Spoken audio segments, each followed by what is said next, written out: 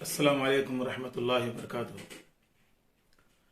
ज़कात की रकम से जो साहिब निसाब नहीं है, मुस्तहिक है, गरीब है, तंगदस्त है, मकरूज़ है, मकरूज़ के कर्ज़े को ज़कात की रकम से अदा कर सकते हैं। इसी तरह अगर कोई आदमी मुस्तहिक है, मजदूरी करता, कारोबार करता, कहीं मुलाजिमत करता,